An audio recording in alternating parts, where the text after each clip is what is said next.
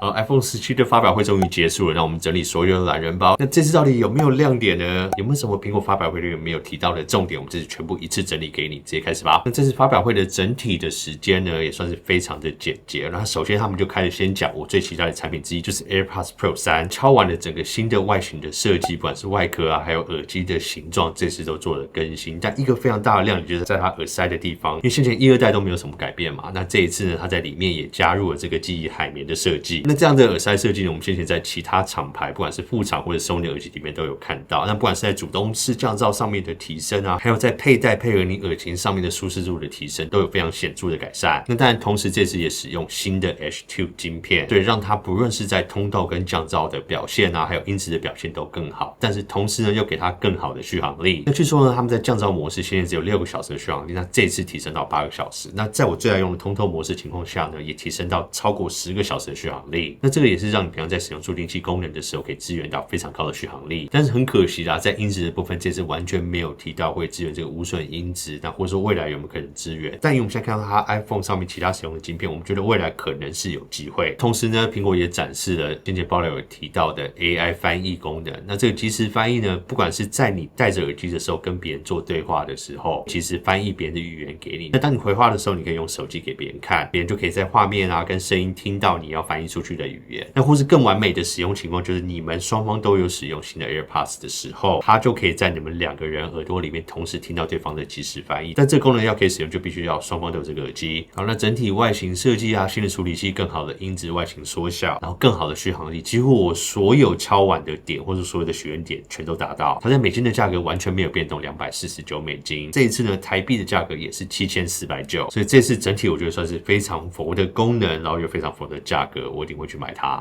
大家真实使用心得 Casey 都有听到，会随时进化改善的品牌，我觉得很可以。那首先来介绍强悍防摔手机壳，这一次 Casey 大进化了 Dual Lock by Casey 防护科技，光一照过去就可以清楚看到它的背板与边框的连接处，可以牢固的锁住，大幅降低边框脱落的可能性。而最重要的手机保护呢，内部拥有 EcoShock 防护技术，那这个材质可以超级有效的吸收冲击力。那我们直接用钢球来展示啊，就可以清清楚楚的看到，对比一般的材质来说，绝大部分的冲击力都被 EcoShock 所吸收掉了，不会造成手机在衰弱后重复弹跳。另外，内建的相机控制钮非常巧妙的连接着手机壳，那边面有个小框框，可以清楚让你用触觉就知道它的位置所在。那同时还可以避免误触。好，那再我们来介绍一下这次的新品亮面手机壳。那刚刚上述的 Dual Lock by Casey 防护技术与相机控制键的按钮都有一样的设计，同样大幅降低边框脱落的可能性。但重点我们来看背板的印刷技术，任何印花呢都隐藏在这个薄薄的透明背板下，不会直接接触到其他物品。那你放在包包里面也不用怕钥匙啊或其他小物刮花它的图案。但不论你选的是强悍防摔手机壳或者是亮面手机壳，它们都有经过长时间的浸泡酒精测试，那印花图案都不会有脱落的问题。那当然我们观众也有超级独家的85折优惠，那连新品都全部适用，所以我觉得是超级难得。那你只要输入我们的折扣码，或是点选我们下方的链接，就可以直接购买。那我会把它放在置顶留言区还有资讯栏，那大家记得去抢购咯。好，那下个我们就来讲到这次更新所有的 Apple Watch。那首先呢，他们提到 Apple Watch 11代，苹果通没有提到里面处理器是跟去年一样的 S10。那亮点呢，他们说萤幕更耐刮，因为他们使用新的合成玻璃，让它在耐用度、跟耐刮度、跟耐摔度都更好。除了增加一些新的表面设计之外呢，我觉得这次最大的亮点功能就是我们报道有提到的血压侦测。但是这个跟我们先前所预测有点不太一样，因为其他厂牌是用这种血压机配合来做矫正的方式，给你一个血压的数据。那苹果直接跳过那一段，是只有在你血压有剧烈变化的时候才会给你这个提醒的通知。但在目前他们发表的影片上面看起来上面完全不会给你任何血压的数据，就只是给你一个提醒而已。那这个有好有坏，毕竟如果数据不准确的话，那宁可不要给你。但是呢，苹果又说到了，目前在美国还没有真正通过 FDA。那依他们说法是快了。通常如果这种像医疗器材的这种认证的方式的话，在美国通过之后，在台湾也必须要再等一段时间。那不知道会不会像先前这个 ECG 一样，台湾等2年左右才可以使用。好，那下一个大亮点呢，就是我们报道也有提到，这次终于支援了 5G。那没有特别去讲到这个 5G 的技术啊，但是我们讲到续航力的地方，应该就可以知道说，这应该就是我们先前所讲到的联发科使用的 Reckitt 5G 晶片。因为苹果这次罕见在续航力上面做了非常大的提升啊，那不要期待什么1个礼拜，但是因为先前苹果手表再怎么好，他们也只会说它最多支援到18个小时。那这次呢，他们说续航力提升到了24小时的使用。但我觉得虽然没有达到我的期待，但是还是出乎意料，因为毕竟在提升那么多功能的的情况下，它的续航力还是有显著的提升。这样处理器对比上一代也没有改变，所以可能也真的是在里面这个新的通讯晶片为它的省效带来非常大的帮助。那价格上面呢也没有变动，美金399起，台币12900起。好，那下一个呢，他们就讲到 Apple Watch SE 3，那我觉得这次可能会是这一次最高 CP 值的苹果手表。那处理器很有诚意的给到了 S10的处理器，那等于跟11代一样，那一样也给你支援到5G， 同时还给你水显萤幕，有没有这样？其实算蛮有诚意的，对不对？那这个手势控制啊，还有睡眠侦测、睡眠的分数也都有。但是我觉得比较可惜的地方，就是在健康侦测上面没有给你血氧功能，也没有给你这个 ECG 的功能。那很有趣啊，这边提到它续航力竟然又降到只有18小时左右，可能就里面使用的电池更小嘛。那他们弥补的方式呢，是让这次 SE 3也支援快速充电。他们说只要充15分钟就可以让你延续有8个小时的使用。所以整体来讲啦，虽然说少了那一些我觉得蛮重点的健康功能，但是以它的价格跟它整体配备来说，我还是觉得它是超级高 CP 值。那它价格是在249美金起，那台币是7900块台币起，算是非常的划算。好，那下一个非常大的重点就是去年没有更新的 Apple Watch Ultra， 那今年终于推出了第3代。那处理器使用 S10， 那也是跟去年的 Apple Watch 10一样，但因为去年的 Apple Watch Ultra 只有出第2代嘛，也是一个新颜色，那去年的是使用 S9， 所以这样对比起来，其实算是有升级它的处理器。那整体外形设计没有大改变，那萤幕跟我们预测一样啊，就是用缩小它的边框的方式来增大它萤幕可视的范围。功能性上面呢，一样增加了5G 啊、血压侦测这些重点的健康侦测，额外多出来的功能也跟我们预测一样，就是有卫星的连线，在紧急状况的时候可以拨打紧急电话。传送紧急讯息，但是目前在台湾还没有支援这项功能。不过如果你买这个手表，今天要出国旅行到有支援的国家，一样是可以使用。那因为这是新的处理器还有新的通讯晶片呢，他们最高的续航力提升到了42个小时，对比上代也是6个小时的提升。那价格一样是没有变，美金799起，台币26900起。那至于今年的苹果手表我会不会买呢？我觉得我本身是不会买，我觉得除非等到它血压侦测在台湾正式通过啊，可以使用，那我才会考虑来购买它。因为如果真的要等到1-2年的话，那我就等2年后再买当时做新手表就好。那至于你该不该换呢？如果你手上的手表还没有支援这些血氧侦测的话，那我觉得今年是算一个还不错更换的时间，因为毕竟价格也没有什么涨。好，那在我们讲今年的重点产品，那就是 iPhone 17全系列。看完发表之后，我觉得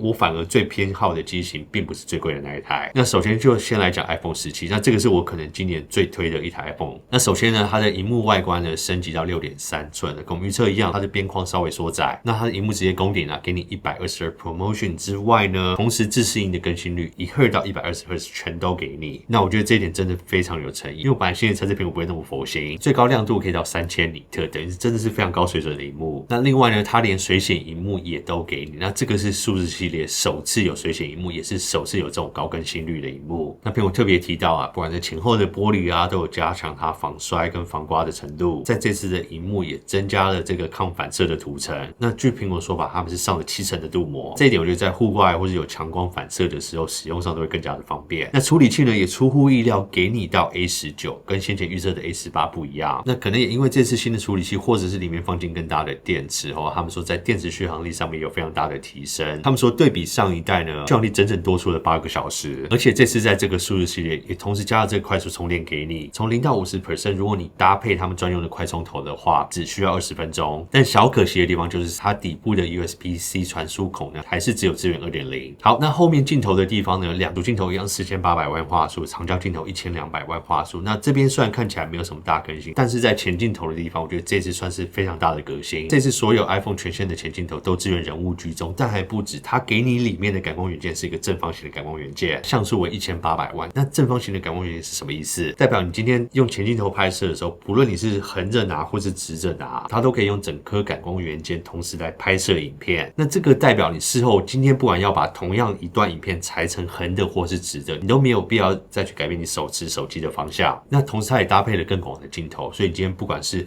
用前镜头要拍自己跳舞啊，或是拍 vlog 的时候，它都能同时涵盖更多的范围。那这个是我先前敲完很久的功能，那没有想到这次是在前镜头先看到，而且在其他手机厂牌好像也还没有看过。所以我觉得这个不止我们拍自媒体很好用，我觉得日常要旅游、拍摄、跳舞都非常的实用。这个反而是我这次觉得最重点的升级。那价格方面呢，也非常佛心哦，它这次起始容量直接给你256GB， 但是价格没有变，一样是$799，那台币也一样是29900。那所以因为所有这些多出的规格啊，增加的容量，增加的续航力，会让我觉得这个是今年最高 CP 的一台 iPhone。好，那下一个就是我们期待已久的 iPhone 17 Air， 但是它不叫17 Air， 它就叫做 iPhone Air。那苹果好容易统整他们所有的 OS、iOS、watchOS、tvOS 所有的 OS 统整到使用26的数字，但是他们在 iPhone 上面现在又把一个数字拔掉，不太知道为什么他们要这样搞。但重点啊，这个手机真的是非常的漂亮，跟我们先前预期的这个雾面边框不太一样。那它虽然呢跟爆料讲的一样是使用钛合金，但它使用抛光亮面的钛合金。那在厚度方面呢是 5.6 公厘，比我们先前预期的 5.5 公厘稍微厚了那么一点点，但这应该不重要。那萤幕是 6.5 寸，那一样哦，在那么薄的机身上面还是给你 120Hz 的 ProMotion， 同时呢一样有水显萤幕。那在另外一个很有诚意的亮点就是里面使用了 A19 Pro 的处理器。那虽然在 GPU 上面是稍微严格的版本，少了一个 GPU 哦，但是它至少还是给你顶规的处理器。同时呢，苹果也特别展示他们这次有使用2颗不一样新的通讯晶片啊。第一个就是 N1， 那这也是苹果自家设计的，那包含管理这个 WiFi、蓝牙还有 Thread， 统统整合到同一个晶片里面。那下一个亮点呢，就是他们使用的 5G 晶片，也是苹果自家设计的。那对比先前 iPhone 16E 的 C1 呢，他们这次提升到了 C1X。那他们说对比 iPhone 16E 的 C1 又更加的省效，是苹果目前最省效的通讯晶片。那他们有说也是依赖这个非常省效的晶片，也让这次 iPhone Air 可以使用非常薄的电池，但是还是给你全天的续航力。但这边我要先打个折扣，因为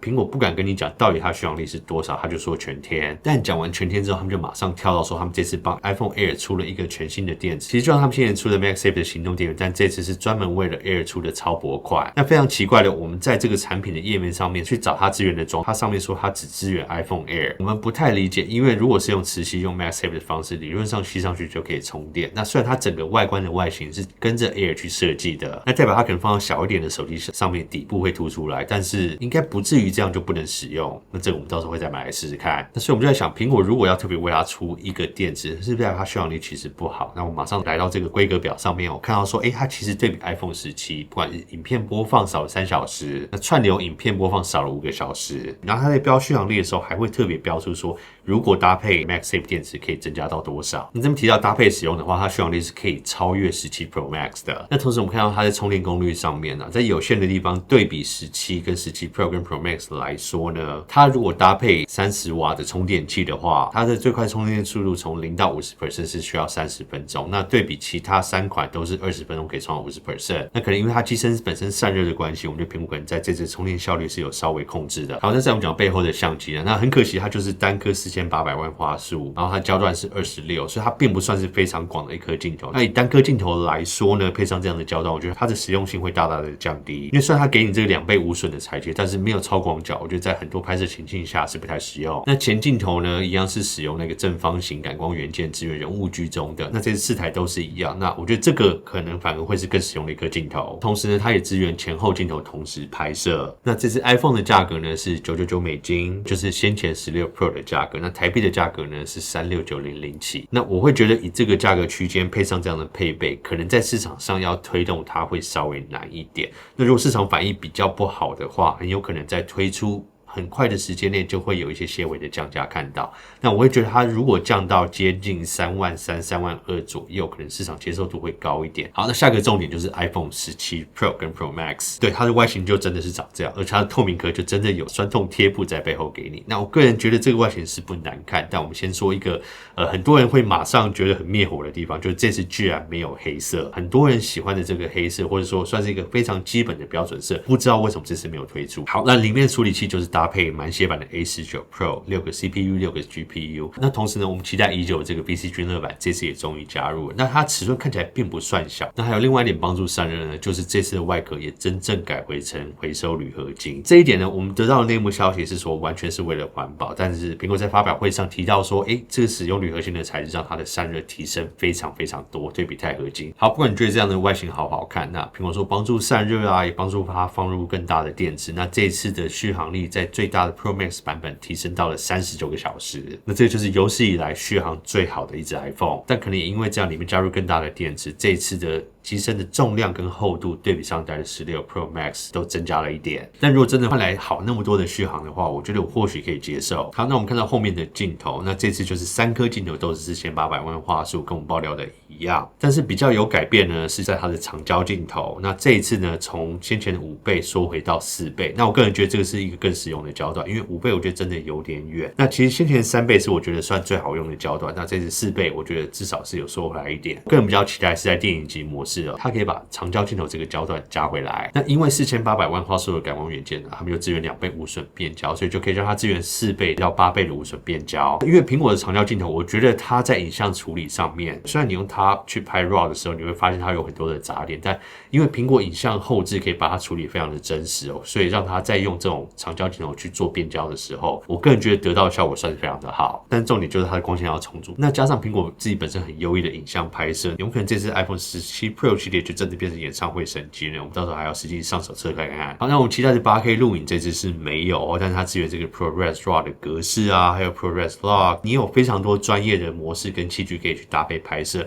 那我个人最期待的是他们说这次支援 Open Gate 的拍摄，那就代表说你在拍摄影片的时候，有点像他们前镜头的概念，可以拍摄整个感光元件，但是对比前镜头是正方形，它这个是一个4:3的感光元件，那一样就代表你是要做裁切，不管是做直的跟横的裁切的时候，你就有更多的画面可以去使用。那这点一般人虽然用不到，但我觉得在创作者我们使用者平常要拍摄的情况下，如果可以拍摄这个格式，而且如果不用强迫你拍摄专业格式时才可以使用的话，那我觉得它实用性会非常非常的大。那前镜头也是我们刚刚讲到的这个正方形的前镜头，可以支援不同角度的拍摄，你直拿横拿都能拍到整个感光元件。那这个反而是我这次最期待的功能，不管我买的是哪一支。那这次 Pro 系列更新的幅度跟更新的篇幅反而没有我们先前预期的多，所以它这个外形非常大的改变。整体来讲，我觉得说真的没有看到太多的亮点。那价格部分呢，真的是涨价了那这次因为全线不管是买小只的 Pro 跟 Pro Max， 它都是256起跳，所以虽然 Pro Max 没有涨价，但是你小只的 Pro 它的起价对比先前的999美金就来到了1099美金。个人觉得它特别是要腾出这个空间，让 Air 摆在那边不要显得太突兀，因为